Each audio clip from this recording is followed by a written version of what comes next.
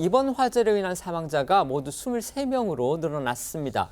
추가 시신 발굴로 오늘 오전에 10시 반에 예정했던 정부기관의 합동감식은 다소 지연이 됐지만요. 방금 전에 시작이 됐다고 합니다. 자, 합동감식에서는 어떤 부분을 중점적으로 살펴보게 될지 소개해 주시죠. 네, 경찰은 당초 오늘 오전 10시 반부터 이 소방, 국과수 등 6개 기관 합동으로 해서 이 화재 현장 감식을 진행할 예정이었는데요. 시신이 추가적으로 발굴이 되면서 당초 일정보다 조금 늦게 합동 감식에 들어갔습니다.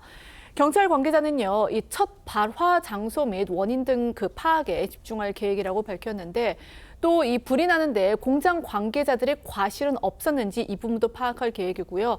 또 이 불이 초기에 꺼질 수 있는 장비가 마련돼 있었는지, 대피가 적절히 이루어졌는지, 나아가서 이 고온에 노출되면 스스로 불이 붙는 자연 발화성 물질인 리튬을 지정된 장소에 적절히 보관했는지 이런 여부도 살펴볼 방침입니다. 이 밖에도 경찰은요, 현재 130명 규모의 이 대형 수사 본부를 꾸렸고요. 이 검찰과 고용노동부도 각각 별도의 수사 전담팀을 마련해서 조사를 벌일 방침입니다. 사망자가 23명이나 됩니다. 정말 대형 참사가 벌어진 건데요. 이 중에서 한국인은 당초 2명에서 또 5명으로 늘었습니다. 네, 경찰은 어제 인력업체 등을 통해서 화재 당시 공장에서 근무하던 노동자 명단을 확보했습니다. 사망자들의 신원 확인 결과 사망 실종자 23명 가운데 5명이 한국인으로 확인이 됐습니다. 당초 소방당국은 실종자 1명을 제외한 사망자 22명의 국적에 대해서 한국인은 2명이다라고 했지만 이보다 더 늘어난 건데요. 외국인 사망자는 중국인이 17명, 라오스인이 1명인 걸로 파악이 됐고요. 방금 발견된 실종자 1명의 국적은 아직 공개되지 않았습니다. 말씀드린 것처럼 사망자 대다수가요, 일용직 외국인 노동자입니다. 또 성별로는 여성이 다수라고 합니다. 단일 사고로는 가장 많은 외국인 노동자가 목숨을 잃은 최악의 참사로 기록되게 됐습니다. 맞습니다. 사망이 확인된 외국인 근로자 18명 중에 15명이 여성입니다. 2001년생 남성을 비롯해서 1999년생 여성 등 젊은 외국인 근로자가 다수 희생된 걸로 확인이 되는데요.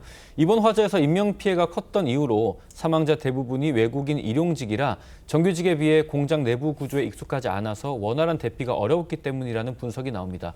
단일 사건으로는 가장 많은 외국인 노동자가 목숨을 잃은 불명예스러운 기록을 남겼습니다. 화재 당시 강한 폭발로 인해서 시신들이 심각하게 훼손되다 보니까 이 사망자 23명 가운데 아직까지 신원이 확인된 사람 2명뿐이라고 합니다. 네, 이 신원이 확인된 경우는요, 이 최초 사망자인 50대 A씨와 이 40대 중국 출신 귀하인 B씨 등 이렇게 한국인 2명뿐입니다. 일부 언론에 따르면 이 시신 5구가 안치된 화성 장례식장에는요, 피해자를 이름 대신에 2번, 7번, 12번 이런 식으로 이 발견된 순서로 붙은 식별 번호로 부르고 있는 상황이라고 하고요. 또 시신이 이송된 다른 장례식장에는요, 빈소가 차려지지 않아서 이 고인 명단과 정보가 담겨야 할 이 현황판도 텅 비어 있는 등 정막만 흐르는 상황이라고 합니다. 관련해 유가족 목소리 들어보시겠습니다.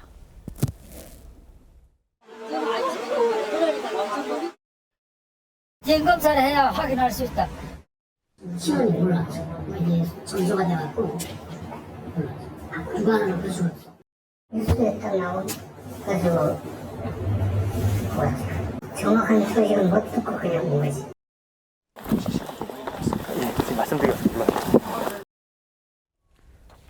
신원이 확인되지 않은 피해자 가운데서 안타까운 사연도 전해졌습니다.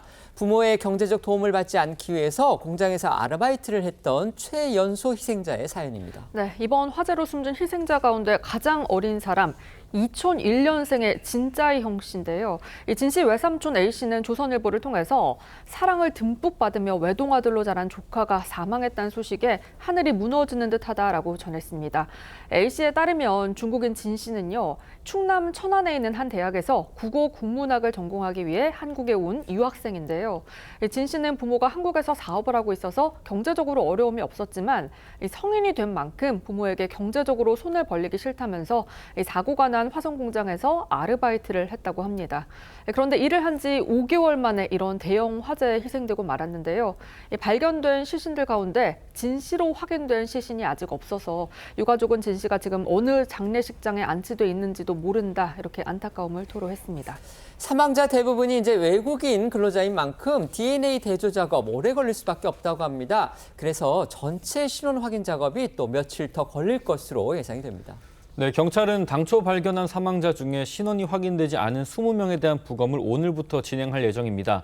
경찰과 소방 당국자는 시신 훼손이 심해서 이 지문조차 확인할 수 없어서 두개골 크기나 머리 길이, 옷이나 안경 등의 유류품으로 정확한 신원을 파악 중이라면서 시신 훼손이 심각해서 DNA 채취가 가능한 부위도 대퇴골 등으로 한정돼 있다고 밝혔습니다. 당국은 시신의 DNA 분석을 위해서 이들이 묵던 근로자 숙소에서 머리카락 등의 시료를 수집하고 있는 걸로 전해졌습니다. 이렇게 채취한 DNA를 본국 가족의 DNA와 비교하는 과정을 거쳐 신원을 특정할 계획인데요. 정부는 사망자들의 국적 등 신분이 확인되는 즉시 피해자와 국가에 사고 사실을 통보하고 대응에 나설 예정이고요. 외교부 당국자는 외국인 사망자, 유가족 지원 등을 위해 해당국 주한 공관과 긴밀히 협조해 나갈 예정이라고 밝혔습니다. 이번 화재 사고는요, 지난 1989년이었습니다. 16명의 목숨을 앗아갔던 여수 럭키화학공장 폭발 사고를 능가한 참사라는 오명을 쓰게 됐습니다. 다시는 이런 사건 벌어지지 않도록 이제라도 대책을 확실히 마련하는 거, 이게 중요하겠죠. 네, 불에 취약한 화학물질을 취급하는 화학공장은 화재나 폭발이 일어나면 대형 사고로 이어질 가능성이 크지만 영세업체가 많아서 정부와 관련 기관의 안전 점검에도 매년 사고가 발생하는 실정입니다. 1989년 여수 럭키화학공장 폭발 사고 이후에도 대표적으로 지난 2011년 울산과 구미의 공장에서도 화학 폭발 사고로 사상자가 발생했었고요. 2020년대 들어서도 사고가 끊이지 않아서 재작년엔 여수 산단내 공장과 경기 화성의 한 공장에서도 근로자가 목숨을 잃는 사고가 발생했습니다. 한 전문가는 저희 TV조선에 이번 화재의 인명피해가 큰 것 리튬 배터리의 문제라기보다는 이 많은 사람들이 고립돼서 대피를 못했기 때문이다라고 진단을 했는데요. 이 화재 진압도 중요하지만 사고가 일어날 경우에 공장 안에서의 이 인명 대피를 우선하는 그런 대비책을 세워야 한다라는 주장입니다. 이 전문가는 또 이 리튬 배터리 공장의 경우 화재 확산 가능성이 높기 때문에 이 한 공간 안에 너무 많은 양의 배터리를 보관하지 않도록 해야 한다, 이 점도 지적을 했는데요. 목소리 들어보시겠습니다.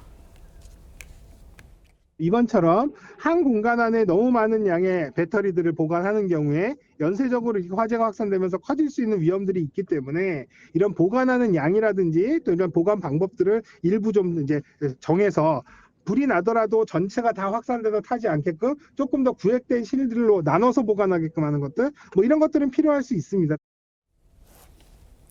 이번 화성 리튬 배터리 공장 화재 사건에서 다수의 외국인 노동자가 희생이 됐습니다. 아까 저희도 말씀을 드렸지만 그 가운데 17명이 중국 국적을 가진 분들로 이렇게 지금 확인이 됐다고 하는데요. 관련해서 중국 언론들이 이번 참사를 아주 크게 보도를 하고 있다고 합니다. 그런데 중국 언론들에 따르면 이제 자신들의 취재 결과인지는 모르겠습니다만 희생자 대부분이 30대 그리고 40대의 중국 조선족 여성이다, 이렇게 얘기를 하면서 이제 자국 전문가의 말들을 인용해서 중국 조선족이 한국 경제에 큰 기여를 하고 있는데 현지인 만큼, 그러니까 한국 국적의 근로자를 말하는 거겠죠. 좋은 대우를 못 받는 경우가 많다. 이것에 대한 어떤 대책 마련이 필요하다. 이렇게 지금 중국 언론들이 또 지적을 하고 나섰습니다. 어떻게 보십니까? 일단 뭐 이 사고 자체의 수습책을 보면 재난안전법상 사회 재난에 해당되기 때문에 특별 재난지역 선포가 되면 외국인 사망자도 국내 내국인의 준해에서 똑같이 지원을 받을 수가 있고요.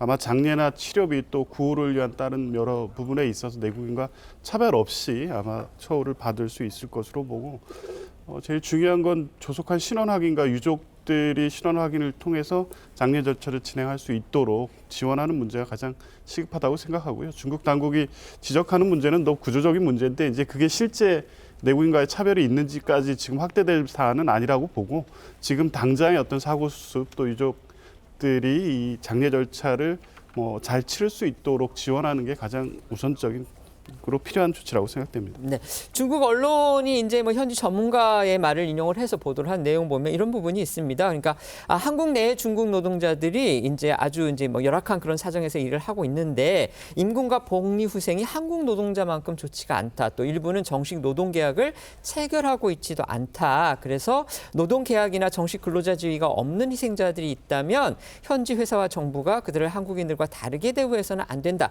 이런 주장을 이제 중국 현지 언론이 보도를 했습니다.